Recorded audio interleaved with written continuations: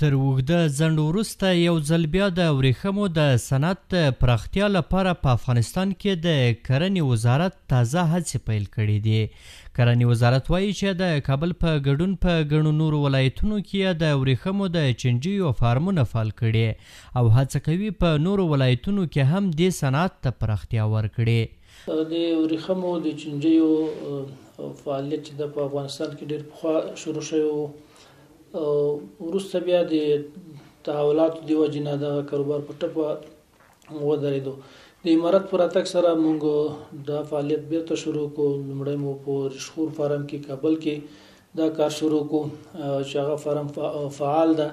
د دې ترڅنګ مو په لوګر کې دا کار شروع کړو، په هرات کې، او موږ ځینې ولایتونو کې خپل فارمونه لرو دولتي. په مزار کې هغې ته هم پلان لرو چې په آینده کې دا فعال کړو. د په کابل کې د ورېښمو د چینجیو یو فارم دی. د دې فارم مسؤلین وایي چې سږ کال یې ښه نتیجه ورکړې او پلان لري چې یاد فارم ته لا ډېره پراختیا ورکړي تر څو له دې ځای څخه نورو ولایتونو ته هم د ورېښمو چینجي ولیږي. کوم وخت سیزن یا وخت دغه راشي د کمپاین د چینجیانو، موږ هماغه وخت شروع کوو.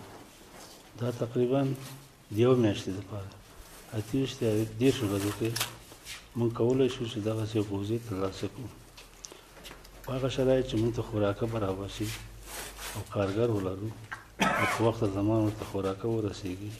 موږ کولی شو ژر تر ژره ډېر ښه نتیجه واخلو. او زموږ هدف دلته دا ده چې دا ترویجي ده.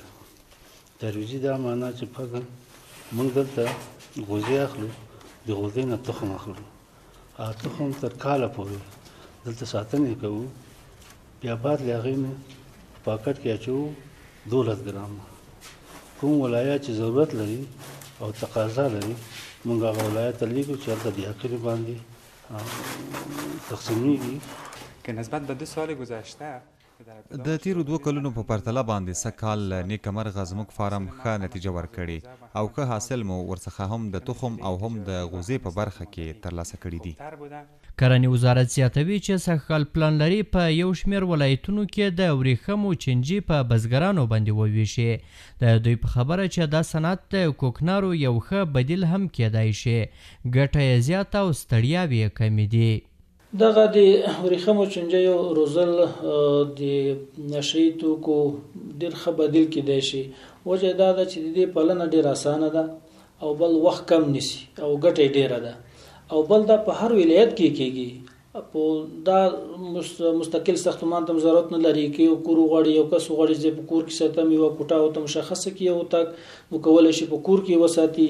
د ورېښمو د چینجیو د ساتلو کاروبار په افغانستان کې له اوږدې مودې راهیسې ترسره کیږي او دا صنعت په نننوي ډول له ډېر پخوا راهیسې موجود دی، خو په دې وروستیو کلونو کې په دولتي کچه دغه کار کمزوری شوی و. احسان الله کریمي، CMG، کابل.